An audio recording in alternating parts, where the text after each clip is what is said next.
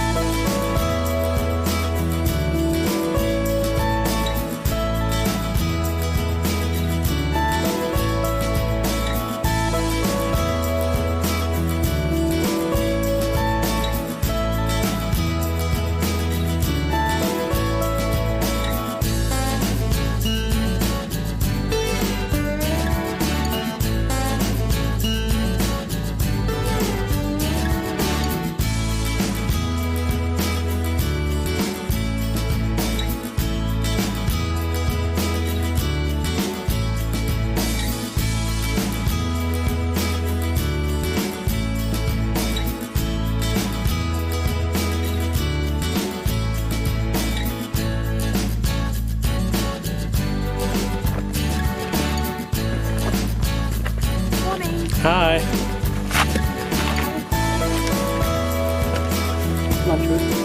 Thank you. Morning.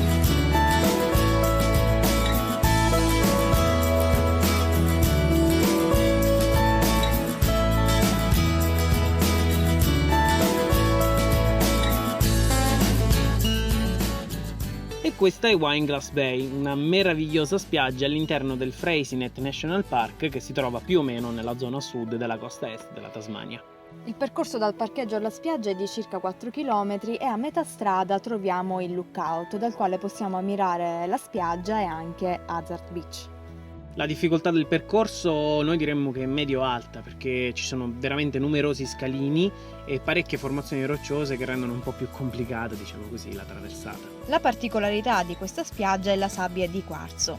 Inoltre, se avete tempo e voglia, potete passeggiare lungo tutta la spiaggia, ma sappiate che vi prenderà circa un'ora. Il cammino nei walk trail è sempre un'esperienza particolare ed essere immersi in questa natura così prorompente ci fa sempre sentire parte dell'ambiente, veramente una bellissima esperienza.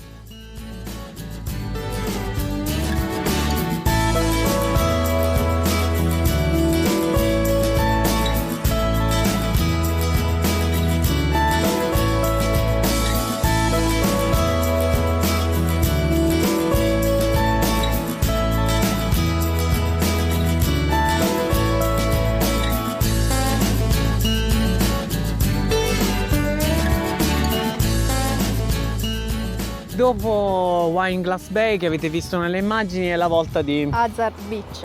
che è ancora più bella. È bellissima. È meravigliosa, l'acqua è spettacolare, il colore lo vedete da voi stessi e la temperatura dell'acqua non era neanche così male. È abbastanza mite, considerate le temperature dell'acqua in Tasmania che in generale sono molto fredde. sono abbastanza bassine come temperature, quindi questa era abbastanza mite ed è stato piacevole. Noi abbiamo fatto un bagnetto, ci è piaciuto, ci piace. È stato tonificante, diciamo. Peraltro questa spiaggia qui è anche meno frequentata dell'altra perché la gente che arriva qui è ulteriormente scremata da una mezz'ora di cammino abbondante. Sono altri 2 km circa da Wineglass Bay a qui, quindi molta gente magari preferisce fermarsi lì e non continuare. Un altro motivo per cui vale la pena arrivare da questa parte è il campground. Sì. È possibile passare la notte se siete attrezzati di tende e contratto per il campeggio. Basta fornirsi di quello che vi serve e potete rimanere all'interno del parco e...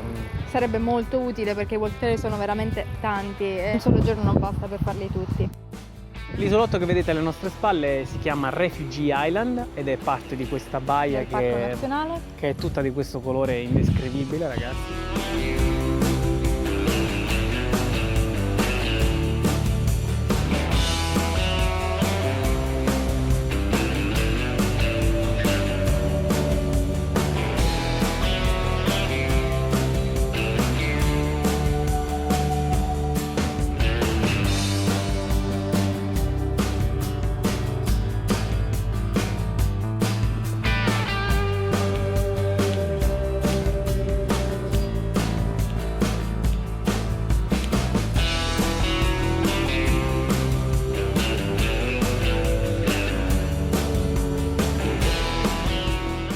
tornando indietro passeremo per forza di cose davanti a Wineglass Bay e che ve lo dico a fare, noi ne approfittiamo. Il percorso totale alla fine della giornata sarà di circa 11 km. Dal punto di vista fisico potrebbe essere impegnativo, Ma ne vale assolutamente la pena.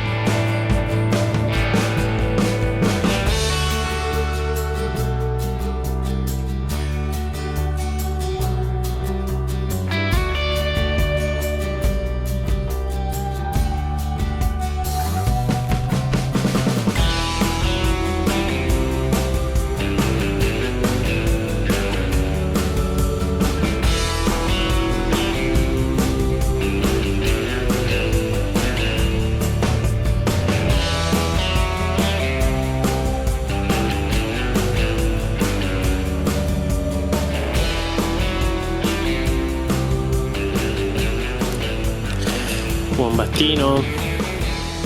Di ciao alla fotocamera. Un saluto alla stampa.